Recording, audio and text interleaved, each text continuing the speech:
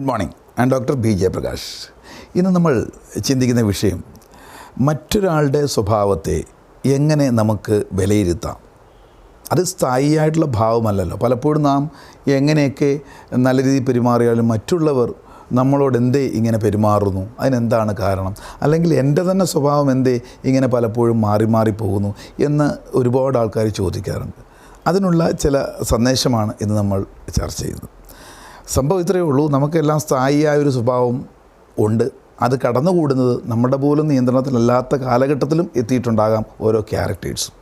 അതിൽ പറഞ്ഞാൽ സ്പിരിച്വാലിറ്റിയിൽ പറഞ്ഞു കഴിഞ്ഞാൽ സഞ്ചിത കർമ്മം എന്ന് പറയും. ഒന്ന്, നമ്മുടെ ഒരു ക്യാരക്ടർ ഡെവലപ്പ് ചെയ്യാനുള്ള ഒരു കാരണം വരുമ്പോഴേ നമ്മൾ കൊണ്ടുവന്നത് പൂർവ്വജന്മത്തിൽ നിന്ന് നമ്മൾ ചെയ്തതിൻ്റെ നല്ലതോ ചീത്തയോ ആയിട്ടുള്ള ഗുണങ്ങളുടെ ഒരംശവും നമ്മുടെ ക്യാരക്ടറിൽ ബാധിച്ചിട്ടുണ്ട്. രണ്ട്, ജനിതക കർമ്മം എന്ന് പറയും. ജെനിറ്റിക്, അതായത് മാതാപിതാക്കളാൽ നമ്മളിലേക്ക് പകർന്നു കിട്ടിയിരിക്കുന്ന ഏതെങ്കിലും ഒരു വ്യത്യസ്ത രീതിയിലുള്ള സ്വഭാവ സവിശേഷതകൾ ജെനിറ്റിക് എന്ന് പറയും. മാതാവിൻ്റെ ഗർഭത്തിലിരിക്കുമ്പോൾ മാതാവിനാൽ സ്വാംശീകരിക്കപ്പെട്ടതോ തലമുറകളായി നമ്മളിലേക്ക് എത്തപ്പെട്ട സ്വഭാവത്തിൻ്റെ ഏതെങ്കിലും ഡോമിനൻസി. മൂന്നാമത്തത് ആർജിത കർമ്മം. നമ്മൾ ഭൂമിയിൽ വന്ന ശേഷം പുറമേ നിന്ന് നമ്മൾ സ്വാംശീകരിച്ചതോ സ്വാംശീകരിക്കപ്പെട്ടതോ അതിൽ ഏതിനാണോ ഡോമിനേഷൻ നമ്മളിൽ ഇപ്പോൾ നിലനിൽക്കുന്നത്, അത് ഒരാളുടെ സ്വഭാവത്തെ കാര്യമായി സ്വാധീനിക്കുന്നു.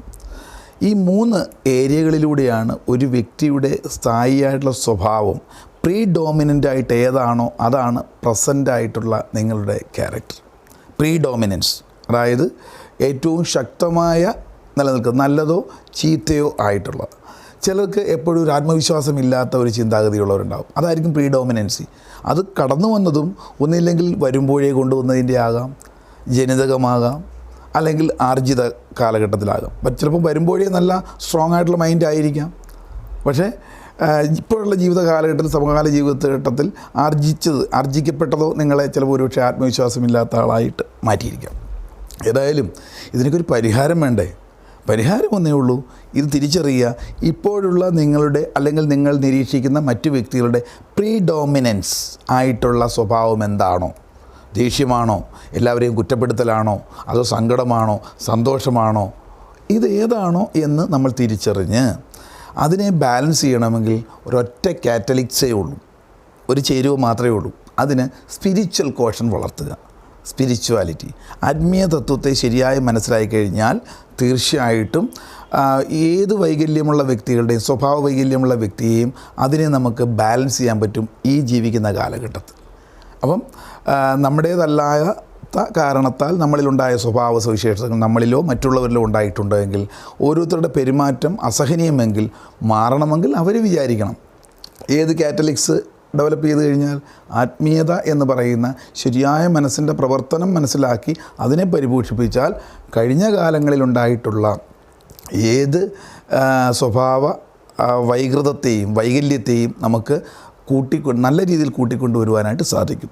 അപ്പോൾ തീർച്ചയായിട്ടും പലപ്പോഴും നമ്മൾ ഇതൊന്നും ചിന്തിക്കാതെ നെട്ടോട്ടം ഓടുകയാണ് ചെയ്യുന്നത്. അതിനുള്ള കൃത്യമായ പരിശീലനത്തിലൂടെ തീർച്ചയായിട്ടും ഓരോരുത്തരുടെയും സ്വഭാവം നമ്മൾ കാണുമ്പോൾ അതെന്തേ അങ്ങനെയൊന്നും ചിന്തിക്കേണ്ട. അതവരുടെ സ്ഥായിയായ വരുമ്പോഴേയുള്ള ഈ 3 കാലഘട്ടത്തിലൂടെ സംഭവിച്ചതോ പ്രസൻറ്റിൽ അവരിൽ ഡോമിനേറ്റ് ചെയ്ത് നിൽക്കുന്നതാണ്. അതിനെ ഒന്ന് ബാലൻസ് ചെയ്യാൻ അവർ തന്നെ വിചാരിക്കണം, അല്ലെ അവരെ ഇത് പഠിപ്പിച്ച് കറക്റ്റാക്കി കൊണ്ടുവരേണ്ടതായിട്ടുണ്ട്.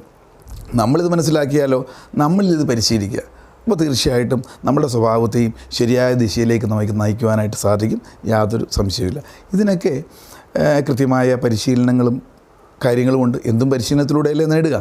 ഒരുപാട് പ്രാക്ടീസുകൾ നമുക്ക് പുസ്തകങ്ങളിലൂടെ വായിച്ച് മനസ്സിലാക്കി ചെയ്ത് പരിവർത്തനം വരുത്താം. ട്രെയിനിങ് സെക്ഷനിലൂടെ പരിവർത്തനം വരുത്താം. ഇങ്ങനെ പല മാർഗങ്ങളിലൂടെ തിരിച്ചറിഞ്ഞു കഴിഞ്ഞാൽ അതിനെ കറക്റ്റ് ചെയ്യുക എന്നുള്ളതാണ് ഉത്തമമായ മാർഗം. ഏതായാലും ഈ ഒരു വിഷയം നിങ്ങളുടെ ചിന്തയ്ക്ക് വിട്ടുകൊണ്ട് ഇന്നത്തേക്ക് ഞാൻ വിട പറയുന്നു. എൻ്റെ number 9447036859. All the best. Thank you.